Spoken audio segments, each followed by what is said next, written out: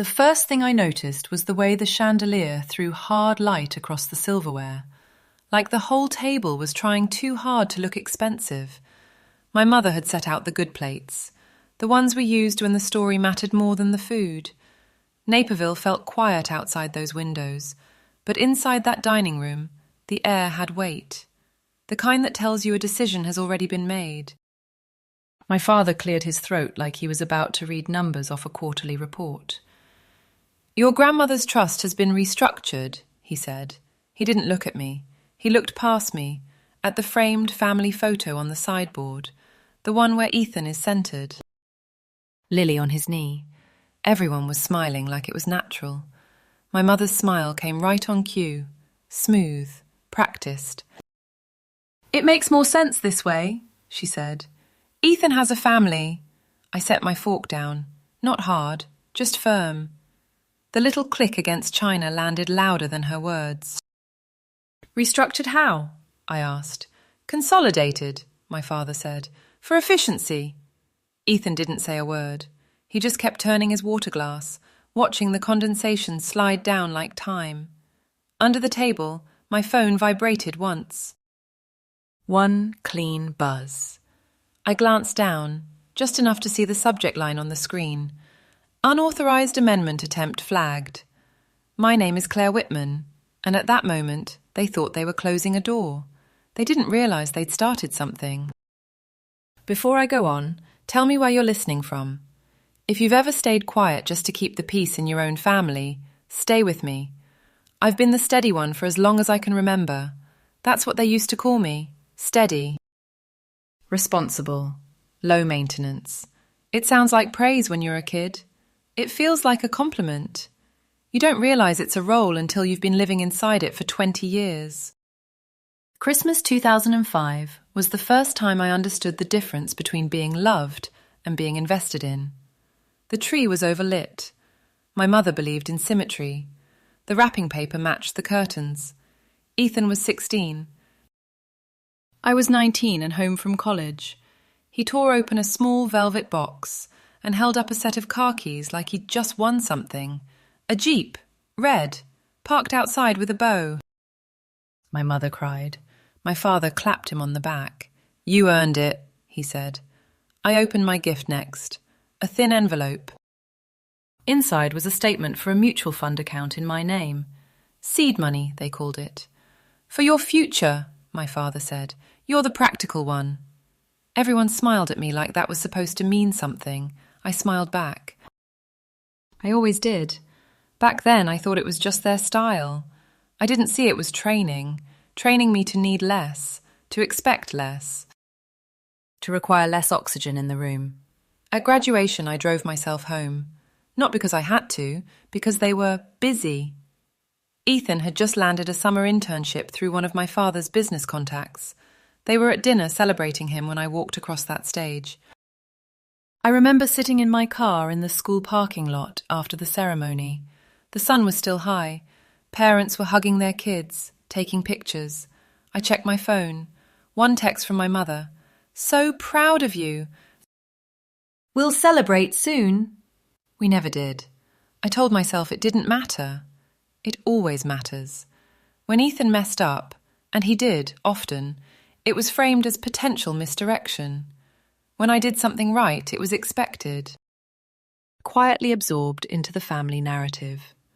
At a 4th of July barbecue when I was 23, one of my aunts leaned over and said, "Claire will be fine.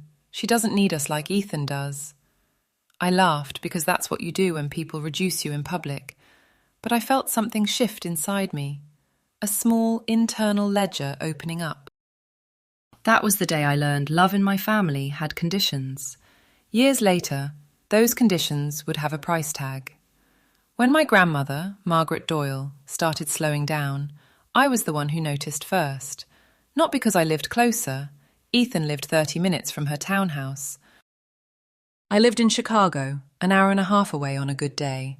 But I paid attention. I saw the way she repeated questions, the way her handwriting tilted, the way the mail stacked up on the hall table. I started driving out on Sundays, sometimes Wednesdays. I brought groceries. I refilled pill organisers. I learned the names of her doctors. The house smelled like old wood and lemon polish. The clock in her kitchen ticked louder than it needed to. She liked the window cracked open, even in winter. Ethan showed up for birthdays, for photos, for anything that required a group text. Once, when I was leaving her house late after a cardiology appointment, my grandmother squeezed my hand and said, "They reward the loud one. I will protect the steady one." I didn't know what she meant. I thought she was just being sentimental. There were nights when I'd stay over on the pull-out couch. The house would be quiet, except for the hum of the refrigerator and the faint click of the furnace kicking on. Around midnight, I'd hear her shuffle to the bathroom. I'd wait, listening for the flush, just to make sure she didn't fall. Ethan called once during that period. "Hey," he said casually, "you're handling grandma stuff, right?" Mom said you've got it covered. Got it covered, like I was managing a project. He was in Miami at some cryptocurrency conference the week she ended up in the hospital for the last time. I remember sitting in the emergency room under fluorescent lights that made everything look flat. I signed paperwork. I answered insurance questions. My mother arrived just in time to tell the nurse that Ethan would want updates. When Margaret died, I was in the room. Ethan flew in the next morning. At the funeral, my father stood next to me and said, "She was proud of both of you." But his hand was on Ethan's shoulder when he said it. After the service, I stayed behind at the cemetery for a few extra minutes. The wind cut through my coat. The grass was still damp. I didn't cry. I just stood there, feeling the weight of something unfinished. A week later, I overheard my parents arguing in their kitchen. It was late. I'd stopped by to drop off some paperwork from the hospital. They didn't know I was in the hallway. "You can't keep pushing it," my father said, low and tense. "The loan schedule is tight." My mother's voice came back sharper. "We just need time. Once distribution is adjusted, it stabilizes." "Claire will start asking questions," my father muttered. "She won't," my mother said. "She doesn't like conflict." I didn't understand the details then. I only understood the tone. Urgency. Fear. I stood there holding a manila envelope, realizing they were planning around something, around someone. Around me. I didn't understand it then, but they were already planning for a future they didn't intend to include me in. After the funeral, small changes began happening in Margaret's house. A framed photo of me and her baking cookies when I was 8 disappeared from the mantel. In its place, a newer picture of Ethan holding Lily. When I asked about it, my mother said, "We're updating things." Updating, like I was an outdated file. I found my grandmother's desk drawer locked one afternoon. It had never been locked before. My mother brushed it off. "There are sensitive documents in there now," she said. "It's better this way." Better for who? I started noticing how often my name was missing from conversations about the future. They'd say, "When Ethan takes over," or "Once the trust is streamlined." I was in the room. They spoke like I wasn't. And every time I thought about pushing back, I heard my grandmother's voice. "Call Daniel." I never did. Not then. Because part of me still believed the soft promises my father made over coffee at the kitchen counter. "Everything will be fair one day," he'd say. I wanted to believe that fairness was something that arrived naturally, that you didn't have to demand it. I see now how naive that was. By the time we sat down to that dinner in Naperville, the chandelier, the polished silverware, the quiet announcement, this wasn't a sudden decision, it was the final edit. After Margaret's funeral, the house felt different. Not emptier, rearranged. My mother started referring to it as the asset instead of Mum's place.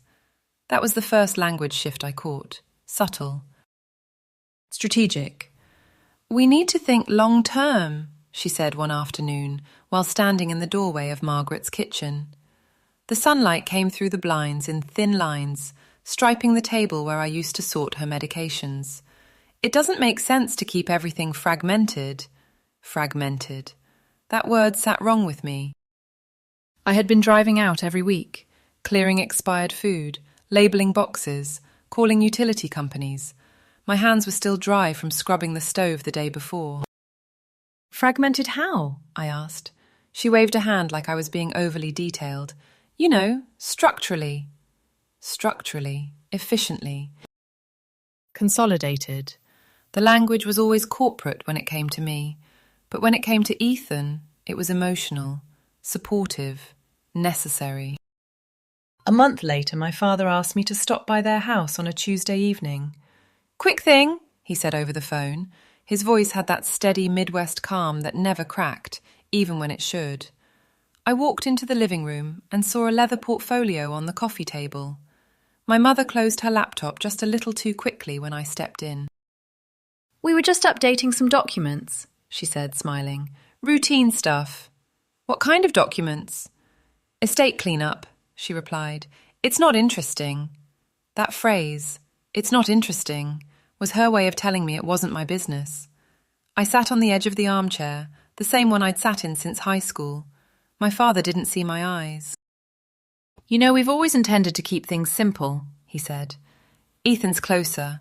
He has the baby. It's just more practical." Practical. There it was again. "Practical for who?" I asked quietly. My mother's jaw tightened. "Claire, don't turn this into something it's not." I nodded. That was my specialty, not turning things into something. But I started noticing how often they were turning things into something without me. At Thanksgiving that year, Ethan walked through Margaret's old house like it already belonged to him. He talked about knocking out a wall, converting the dining room into an office, renting the upstairs for passive income. "You're talking like it's done," I said. He shrugged. "It's just planning. Don't be dramatic." I wasn't being dramatic. I was observing. Later that evening, after everyone left, I opened one of Margaret's kitchen drawers, looking for the old recipe box she used to keep. It wasn't there.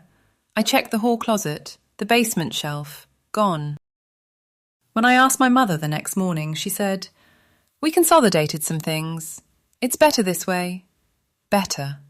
The words started sounding like a door closing. Around that time, I received a forwarded email from Ethan by accident. It had been meant for my parents. Subject line: expansion financing. I wasn't supposed to see it. There were numbers in the body, 8 figures, references to collateral and distribution timing.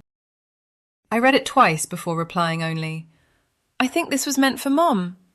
He called me 5 minutes later. "Just delete it," he said quickly. "It's nothing." "Nothing looks like $8 million?" I asked. Silence. "It's just business," he muttered. "You wouldn't get it."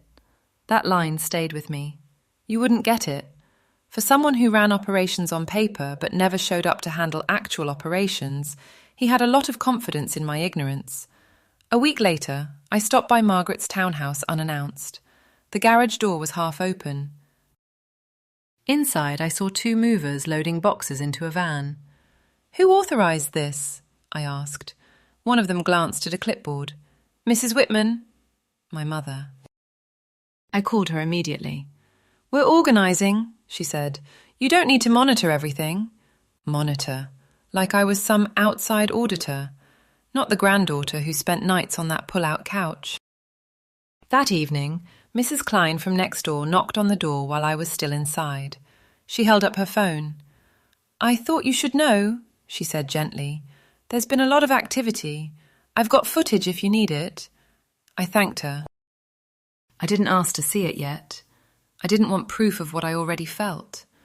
By the time winter set in, conversations about the trust became abstract whenever I was present. They'd lower their voices, switch topics.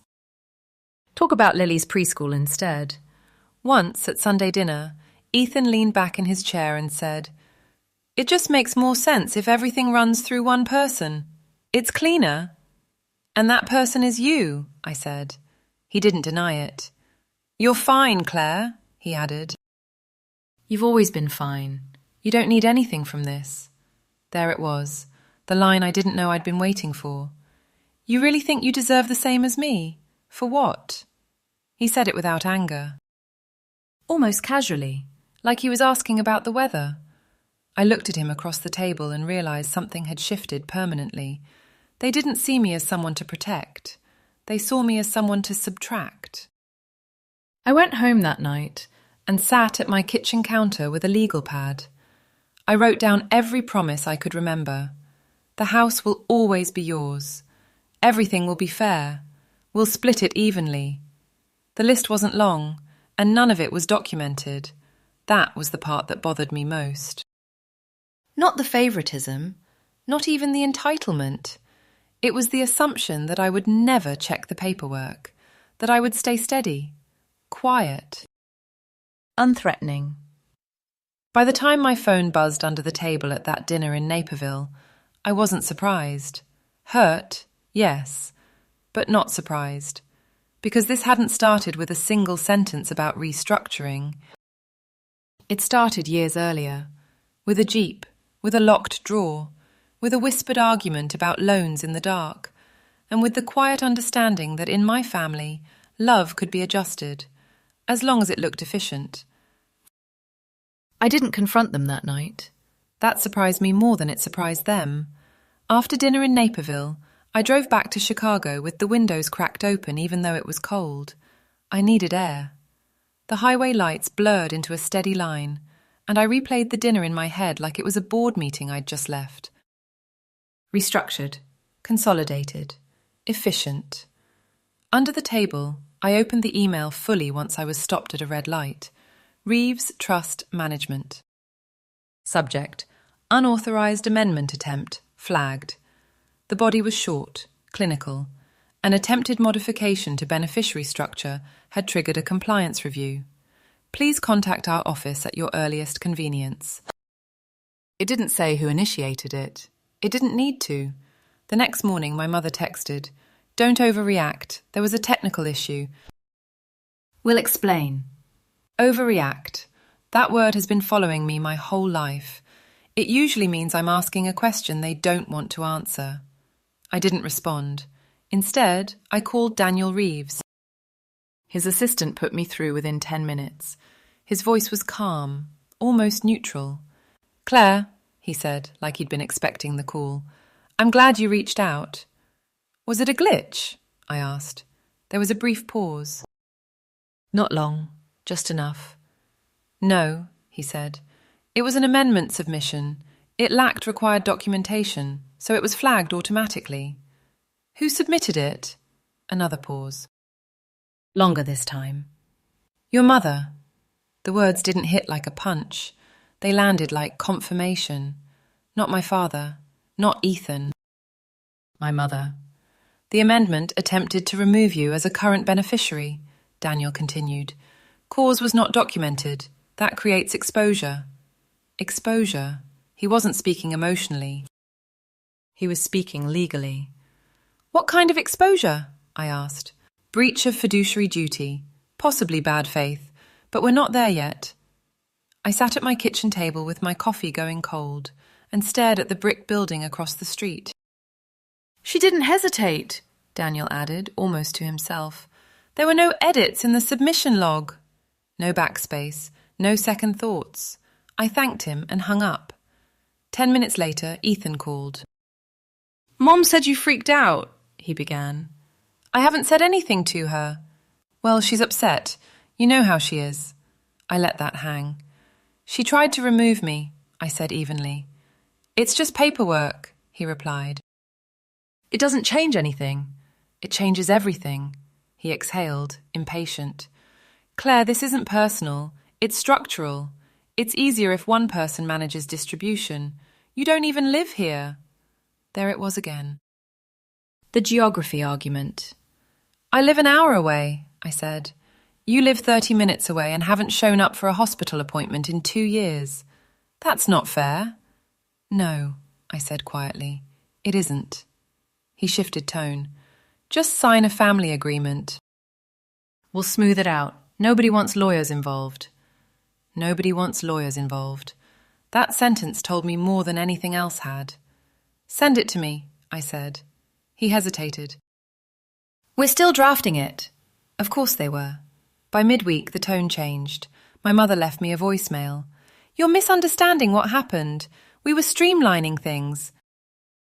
You don't need the stress of managing assets. Managing assets. I manage 7-figure marketing budgets for national clients. I've negotiated contracts. I've handled layoffs. But apparently I couldn't manage what my grandmother built. That afternoon, I drove to Naperville without telling them. Margaret's old townhouse was unlocked. The hallway smelled faintly of dust and stale air. The living room looked staged, too clean. I walked into the kitchen and opened the cabinet where she used to keep the blue ceramic bowls she loved. Gone. The drawer where she kept her handwritten address book. Locked. I went to the small office off the hallway. The desk had been cleared. The surface is polished. The indentation where her lamp used to sit was still visible in the wood. On the bookshelf, the family photo arrangement had changed. The picture of her and me at the lake, the one where my hair is windblown and we're both squinting into the sun, was gone. In its place was a framed photo of Ethan holding Lily, taken last Thanksgiving. "Updating things," my mother had said. I stepped into the garage. A folding table sat near the wall. On it were stacks of labelled bankers' boxes. Trust documents, personal papers, old photos. 2 of the boxes were missing. When I called my mother, she answered on the 3rd ring. "What are you doing there?" she asked. "I could ask you the same thing." Silence. "We're organising," she said. "It's better this way." "Where are the missing boxes?" "You're imagining things." I looked around the garage. The concrete floor was clean, except for 2 faint rectangular outlines where boxes had clearly sat. "I'm not," I said. "You're being dramatic." That word again. I hung up. As I stepped back outside, Mrs. Klein from next door waved from her porch. "Claire," she called softly. "Can I talk to you for a minute?" I walked over. She held up her phone. "I don't want to cause trouble, but there were movers here last week. Late." "I thought you should know." "Late how?" "After 10. My parents don't do anything after 10 unless it's deliberate." "Do you still have the footage?" I asked. She nodded. "I didn't delete it." I thanked her. I didn't ask to see it yet. Not because I didn't want proof, because I wasn't ready for it. That night, Ethan texted, "Why are you snooping around Grandma's place?" "I was there long before you," I replied. "Look," he wrote back, "you really think you deserve the same as me?" For what? For what? I stared at the message until the screen dimmed. For the nights on the pull-out couch, for the hospital signatures, for the years I showed up. I didn't respond.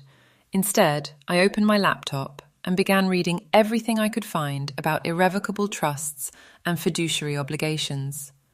If they wanted to make this about structure, I would meet them there.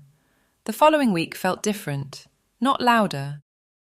Not explosive, just tighter, like a rope pulled 1 notch too far. Daniel called me Thursday morning. "I need to make something clear," he said. "Your grandmother didn't just leave liquid assets." I leaned back in my chair and stared at the ceiling fan turning slowly above me. "What else did she leave?" "Controlling interest," he replied. "In what?" "In Whitman Distribution." The words didn't register at first. "My father owns Whitman Distribution," I said. "Your grandmother owned 52%, Daniel corrected calmly. "Held inside the trust?" Silence. The company my father ran, the building with his name on the lobby wall, the office where he'd brought Ethan in as VP. 52%. "And the amendment?" I asked. "If a trustee acts in bad faith," Daniel said, "voting rights revert temporarily to the affected beneficiary during review." Affected beneficiary. That would be me. I drove downtown that afternoon. Whitman Distribution's headquarters sat in a brick industrial building off the expressway. I'd been there dozens of times growing up. Holiday parties, internship summers. It smelled like cardboard and machine oil in the loading dock, and coffee in the upstairs offices. When I stepped into the lobby, The receptionist looked startled. "Claire," she said, "I didn't know you were coming." "I didn't either," I replied. She handed me a visitor badge. Visitor. I clipped it to my blazer and took the elevator up. When the doors opened, I saw the wall where the executive nameplates were mounted. Thomas Whitman, President. The plaque was gone. Not replaced, just removed. 2 small screw holes remained in the drywall. My father stepped out of his office as I approached. He didn't look angry. He looked tired. "What is this?" he asked. "Temporary governance," I said. He let out a short breath. "This is unnecessary." "No," I replied. "Attempting to remove me without cause was unnecessary." My mother appeared behind him. "You're humiliating us," she said. "I didn't submit the amendment," I answered. She held my gaze. "You're blowing this out of proportion." Behind her, Harold Briggs walked down the hallway slowly. He'd been on the board longer than I'd been alive. He nodded at me once. Not warmly, just acknowledging.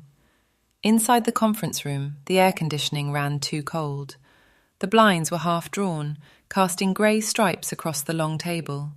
Daniel joined by speakerphone. The language shifted quickly from family to compliance. "Mrs. Whitman," Daniel said evenly, "you initiated an amendment removing Claire Whitman as beneficiary. You did not attach a documented cause." "It was a draft," my mother snapped. "It was submitted," Daniel replied. Harold cleared his throat. "That creates a governance issue." My father rubbed his temples. "This is family," he said. "No," I answered quietly. "This is fiduciary duty." The word landed hard in the room. My mother leaned forward. "You're destroying your brother's future." I slid a printed log across the table. Timestamp, IP address, submission ID. There, in the internal notes field, was a line my mother must have assumed no one would read. "Before Claire starts reviewing statements." The room went still. My father turned slowly toward her. "What statements?" he asked. No one answered. Daniel spoke again. "There's also a flagged transfer attempt from a corporate account earlier this week." I looked at Ethan. His jaw tightened. "It was temporary," he said. "I was covering something." $75,000? Harold asked. "It was going back," Ethan insisted. The freeze on trust activity had triggered scrutiny across related accounts. That was how the system worked. One flag led to another. Hannah, who had been silent at the end of the table, finally spoke. "I didn't know," she said quietly. "I thought everything was stable." Ethan turned toward her sharply. "Don't!" But it was too late. The structure was unraveling. And here was the part no one outside our family understood. This wasn't revenge. This was gravity. My father had taken out an $8 million expansion loan 18 months earlier. I'd seen the email by accident. At the time, I didn't know what it meant. Now I did. The collateral referenced projected trust distributions. If my mother's amendment had succeeded, control would have consolidated under Ethan. That consolidation would have supported the bank's comfort in continued governance. If the amendment failed, if bad faith was established, governance shifted. And banks do not like uncertainty. The refinance request my father had filed 2 weeks earlier had already been paused, according to Daniel. Paused meant nervous. Nervous meant phone calls. That afternoon, as we sat in that cold conference room, my father's personal phone began buzzing on the table. He ignored it. Then it buzzed again. And again. He finally picked it up and glanced at the screen. I didn't need to see the name to know who it was. The lender. My mother's voice broke the silence. "This didn't have to happen," she said. "No," I agreed. "It didn't." She stared at me like I was someone she didn't recognize. "You're not thinking about the family," she whispered. I looked around the room. At the board member who'd known my grandmother since she was 30. At my father, whose name had just been lifted from the wall. My brother, who thought paperwork was optional. "I am," I said. That was the part that hurt the most. Because for the first time in my life, protecting the family meant not protecting them. The formal meeting was scheduled for Monday morning, not at the house, not at the country club, at Whitman Distribution headquarters in the main boardroom. It felt appropriate, cold, neutral, fluorescent. When I walked in, the long walnut table was already set with bottled water and legal pads. The blinds were half open, letting in grey Chicago light that flattened everything. The clock on the wall ticked louder than it should have. My father sat at the far end of the table. Not in the centre seat, just at the end. His jacket was folded over the back of his chair. His shoulders looked smaller. My mother sat beside him, posture perfect, lips pressed tight. Ethan and Hannah were on the other side. Harold Briggs sat near the middle. Linda Marks was there in person. Daniel Reeves, joined by video on the screen, mounted at the front of the room. No one spoke when I took my seat. The air conditioner hummed steadily overhead. Linda began. We're here to address governance concerns related to the Doyle Family Trust and its controlling interest in Whitman Distribution. Her voice was even, professional. This wasn't emotional territory. It was procedural. Daniel appeared on the screen, adjusting his glasses. Mrs. Whitman, he said to my mother, you submitted an amendment removing Claire Whitman as a beneficiary without documented cause. That submission triggered an automatic freeze and review. It was exploratory, my mother said tightly. Nothing was finalised. It was filed, Daniel replied. That distinction matters. My father shifted in his chair. This has gone too far, he said.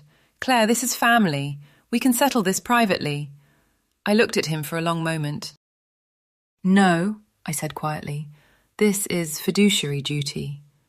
The phrase landed again, heavier this time. Linda slid a folder toward my mother. Here is the submission log, she said, time-stamped. IP verified. No edits. No retraction. My mother didn't open it. Harold leaned forward slightly. Caroline, he said gently, you understand that trustees operate under obligation, not preference. My mother's composure cracked for the first time. You're acting like I committed a crime, she snapped. I was protecting the company. By removing your daughter? Harold asked. She doesn't need it, my mother said sharply. She has her own life. I felt something inside me go very still. That's not the standard, Linda said. Need is not a fiduciary metric. Silence filled the room. Daniel cleared his throat on the screen. There is also the matter of the attempted transfer from a corporate account last Thursday. Ethan stiffened. That was temporary, he said quickly. It was going back. $75,000, Daniel stated. From operating reserves, during a freeze review. Hannah's hands were clasped tightly in her lap. She stared at the table. My father's phone buzzed again. He turned it face down this time. Daniel continued. We also need to discuss the expansion loan executed 18 months ago. My father looked up sharply. That's irrelevant, he said. It's directly relevant, Daniel replied. The loan referenced projected trust distributions as part of its stability assessment. Governance disruption affects lender confidence. Harold nodded slowly. We received notice this morning that the refinance request has been suspended pending review. The room felt smaller. You're sabotaging us, my mother said to me, her voice shaking now. All of this because you felt slighted. I met her eyes. You tried to erase me, I said evenly. That's not a feeling, that's a submission. She looked away first. My father leaned forward, elbows on the table. What do you want? He asked quietly, not angrily. Not defensively, just tired. It would have been easier to shout, to list every late night at the hospital, every holiday where I disappeared into the background. Instead, I opened my folder and placed a single page in front of him. Margaret Doyle's trust clause, the governance reversion provision, highlighted. If a trustee acts in bad faith, I read, Voting rights revert to the affected beneficiary during review. I closed the folder. That's what I want, I said. Compliance, transparency, and removal of trustee authority. My mother inhaled sharply. You would strip me of my role? She asked. You stripped me of mine first, I replied. Harold spoke carefully. Given the documented submission and the attempted corporate transfer, I move that trustee authority be suspended pending full audit. Linda nodded. Seconded. My father closed his eyes briefly. This is humiliating, my mother whispered. No, I said softly. This is documentation. The vote was procedural, quick, quiet. Motion carried. My mother's authority as trustee was suspended, effective immediately. Ethan's operational privileges were restricted pending audit. A 10-year financial review was authorised. My father would remain in a transitional executive capacity until lenders were satisfied. It wasn't dramatic. There was no shouting, no slammed doors, just signatures. When it was done, the room emptied slowly. Ethan walked past me without speaking. Hannah paused, just for a second. I didn't know, she said under her breath. I know, I replied. My father lingered last. He stood in the doorway, looking older than he had that morning. I built this company, he said. No, I answered gently. Grandma did. He nodded once, not in agreement, just in acknowledgement. When I walked out of that building, the wind off the lake was sharp and cold. The sky was the same dull grey it had been all morning. I didn't feel victorious. I felt clear. They thought the will, the amendment, the paperwork would be the end of my place in this family. For me, it was the beginning of how I would define it. The house was quiet that night. My condo in Chicago always feels a little smaller after something big happens. The refrigerator hums louder. The pipes knock. The city noise filters in through the windows like it's asking questions. I set my blazer over the back of a chair and stood in the kitchen for a long minute without turning on any lights. Winning isn't loud. It's paperwork. It's email confirmation. It's signatures drying. Daniel had sent over the initial audit framework before I even left the parking lot. 10 years of trust activity, related corporate movements, distribution timing, loan references. Nothing dramatic, just line items. I sat down at the counter with my laptop open and read the governance clause again. Then the loan disclosure. Then the internal note my mother had typed into the amendment portal. Before Claire starts reviewing statements. That line stayed with me. It wasn't about fairness. It was about timing. They thought if they moved quickly enough, I'd stay quiet long enough. They thought I wouldn't look. I poured a glass of water and let it sit untouched. The lenders would call again tomorrow. The board would formalise temporary authority. My mother would likely attempt to frame this as a misunderstanding. Ethan would tell anyone who would listen that I'd overreacted. But there are only so many ways to interpret a submission log. I opened a folder on my desktop labelled Doyle Trust. Inside were scanned copies of emails, the refinance memo, the forwarded expansion proposal Ethan had sent me by mistake, and the footage Mrs. Klein had given me earlier that evening. 2 movers, after 10 p.m, boxes labelled personal papers, loaded into a van registered to a storage unit company. Not illegal, but not transparent either. I wasn't interested in humiliation. I wasn't interested in spectacle. I was interested in clarity. Daniel had outlined 2 paths, civil action and referral. Public, messy, or structured settlement and compliance monitoring. Quiet. Surgical. I hadn't decided yet, but I knew one thing with certainty. They thought cutting me out would protect them from scrutiny. All it really did was remove my last instinct to shield them from it. I closed the laptop and finally took a sip of water. They believed paper could erase me. Paper is exactly how I'm going to correct them. A week after the meeting, I found myself sitting at my kitchen table at 6 a.m, staring at nothing. The light outside was still grey. Chicago mornings don't rush. They just appear. My shoulders felt tight, not from anger, from holding everything in place. People imagine a moment like that boardroom ending with relief, maybe even satisfaction. What I felt was quieter than that. Something had stopped pressing on my chest. But something else had settled there. I drove out to Naperville alone 2 days later. The house looked the same from the outside, same trimmed hedges, same mailbox with our last name in brushed metal letters. Inside, it smelled faintly of old carpet and lemon cleaner. No one was there. I walked slowly through the living room, past the mantel where my grandmother's photo used to sit. The air felt still. The HVAC hummed softly in the background. For the first time, the house legally felt tied to me, and somehow that made me feel like a guest. I went into the kitchen. Margaret's kitchen had always been warmer than the rest of the house. The light hit the counters differently.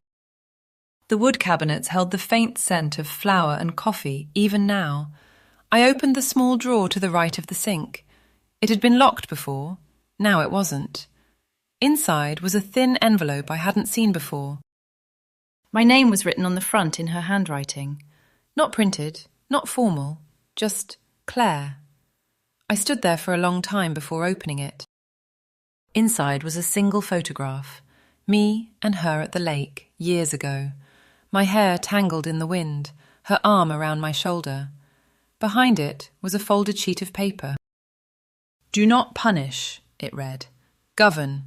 That was all. No apology for what she saw coming. No explanation for why she didn't confront them sooner. Just instruction. I sat down at the kitchen table with that note in my hand and felt something that surprised me. Not anger, grief. Because she had protected the structure. But she hadn't protected me from the people inside it.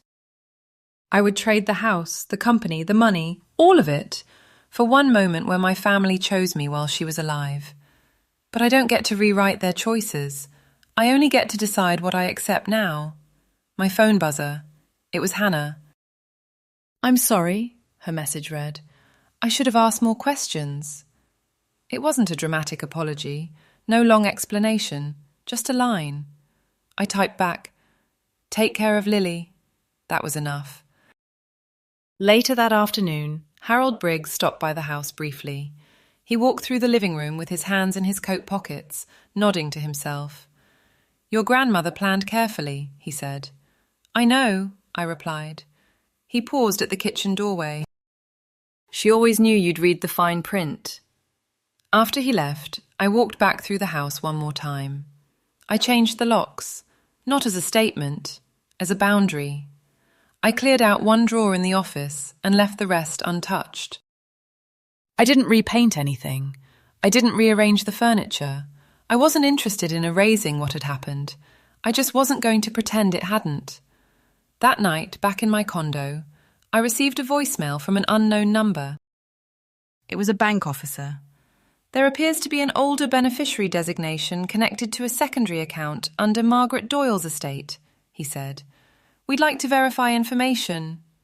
Secondary account, older designation. I sat there with the phone still in my hand, listening to the hum of my refrigerator and the distant traffic below my window. I'm no longer afraid of what's hidden in the paperwork, and I'm paying attention. If you've ever been the quiet one in your own family, the reliable one, the one who showed up while everyone else assumed you'd be fine, I see you. This story isn't really about money. It's about what people reveal when they think you won't question them. It's about paperwork, yes, but it's also about dignity. If any part of this feels familiar, subscribe and stay with me. Share this with someone who's been told they're overreacting for asking to be treated fairly. And tell me in the comments what you would have done in that boardroom. I read every message. Your story might be the next one I tell.